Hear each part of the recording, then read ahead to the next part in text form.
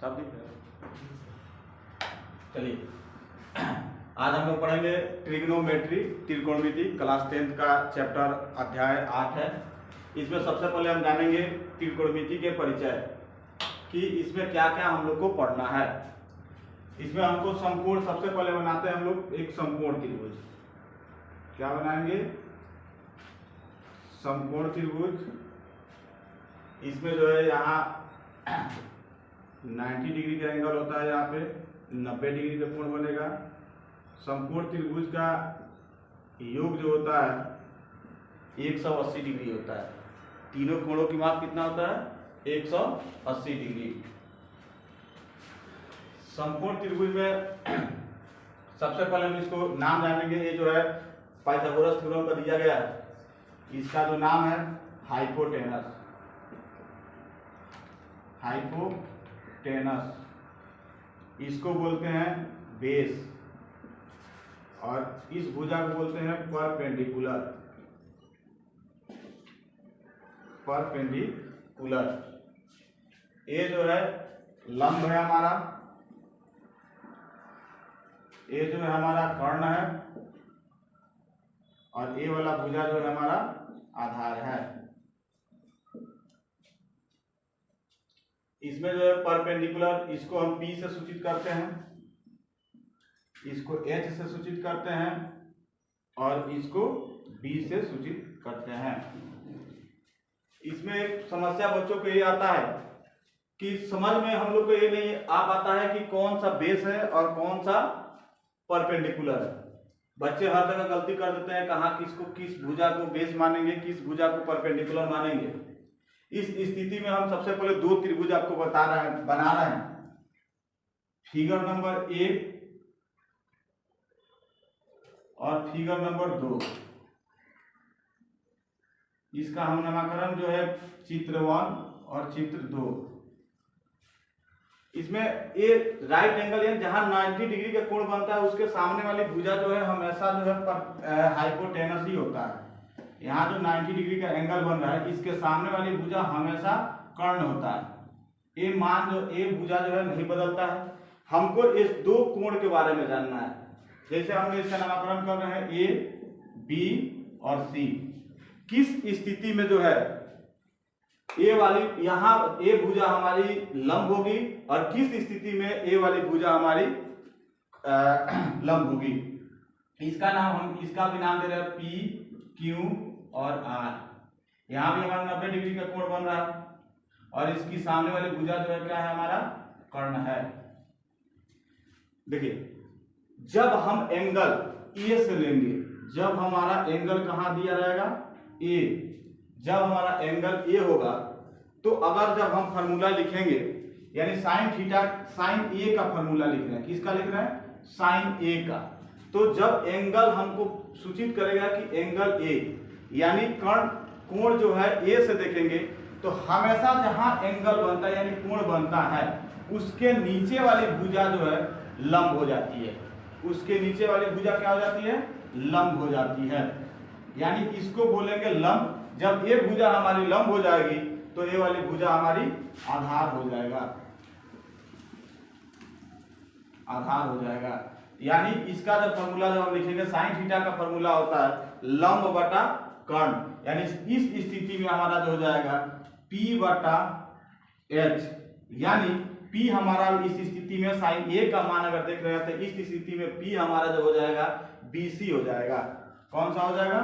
BC बटा AC। कर्ण कभी नहीं बदलता है, आप जानते हैं कर्ण का मान नहीं बदलता है। आइए फिगर नंबर यानी चित्र संख्या 2 में देखते हैं। इसमें जो है किस स्थिति, यहाँ एंगल हमारा जब ऊपर A पे बना है तो इसके नीचे वाली भुजा हमारी लंब हुई थी। अब जो दूसरा फिगर में एंगल जो हम लोग को दिया है वो कहाँ दिया है? R पे। कहाँ बन रहा है कोण? हमारी R पे बन रहा है। जब हमारी कोण R पे बनेगा इस स्थिति में हम क्या करेंगे? हम अभी बताएं जहां कोण बनेगा उसके सामने वाली भुजा ही हमारी क्या होगी? लंब होगा। तो यानी एंगल यहाँ बना, एंगल के सामने वाली भुजा हमारा इस स्थिति में क्या होगा? लंब होगा। यानी ए वाली भुजा हमारी क्या हो गई? लंब हो गई, और नीचे वाली भुजा हमारी क्या हो जाएगी?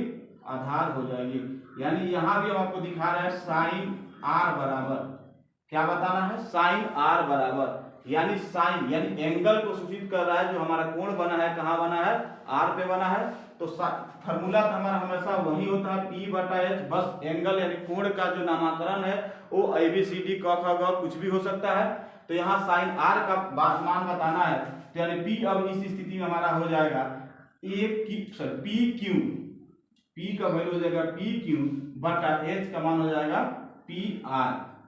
आपको अब समझ में आ गया होगा कि किस स्थिति में जो है हमारी भुजा के बच्चे जो है क्वेश्चन बनाते समय हमेशा गलत कर देते हैं। जैसे आपके एक्सरसाइज जो है 8.1 में क्वेश्चन दिया है कि समकोण त्रिभुज ABC में AB बराबर 24 सेंटीमीटर, क्या दिया है, एक आपको समझा रहे हैं। एक्सरसाइज 8.1 में दिया है क्वेश्चन, इसके माध्यम से हम लोग देखेंगे। एंगल ए बी और सी, यहाँ जो है 90 डिग्री का कोण बन रहा है। इसमें क्वेश्चन में बोला है कि समकोण त्रिभुज ए बी सी में ए बी बराबर 24 सेंटीमीटर, ए बी बराबर दिया है 24 सेंटीमीटर और बी सी बराबर 7 सेंटीमीटर, बी सी का मान दिया है 7 सेंटीमीटर। तो साइन ए का मान बताएं, साइन ए का मान बताएं। इस स्थिति में जो हम क्या करेंगे, सबसे पहले हम देख रहे हैं कि इसमें साइन ए साइन बी जो भी है, इसमें हमको साइन का फॉर्मूला पता है कि साइन थीटा बराबर क्या होता है, P बटा H। लेकिन इस क्वेश्चन में क्या दिया है, P दिया है और B दिया है, P दिया है और B दिया है, H हमको पता नहीं है। इस स्थिति में हम जो है पाइथागोरस थ्योरम का प्रयोग करते हैं। और पाइथागोरस थ्योरम क्या है आपको बता रहे हैं। पाइथागोरस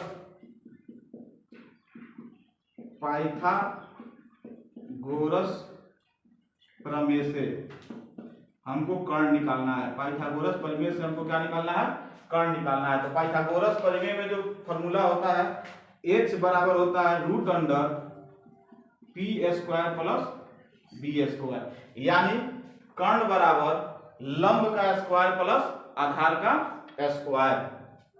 इसमें हम देख रहे हैं कि AB का मान दिया है 24 सेंटीमीटर और BC का मान दिया है 7 सेंटीमीटर। तो हमको सब साइन का वैल्यू बताने के लिए, यानी साइन का मान बताने के लिए हमको H का मान चाहिए। तो H आपको पाइथागोरस प्रमेय से लगाएंगे। H का मान जो है निकालने के लिए सबसे पहले P, यानी P हमारा क्या है, AB का स्क्वायर प्लस BC का स्क्वायर। AB का वैल्यू देखिए दिया है, AB बराबर 24 सेंटीमीटर, यहाँ लिखेंगे 24 का स्क्वायर आप प्लस 7 का स्क्वायर।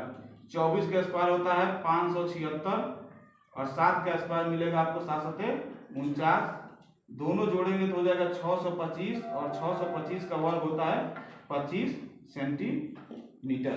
यानी आपने कर्ण का मान निकाल दिया कितना, 25, कर्ण का मान कितना निकाल दिया, 25 सेंटीमीटर। अब जो है क्वेश्चन में आपसे क्या पूछा है, साइन ए और कॉस ए का मान। किसका पूछा है, साइन ए और कॉस ए का मान।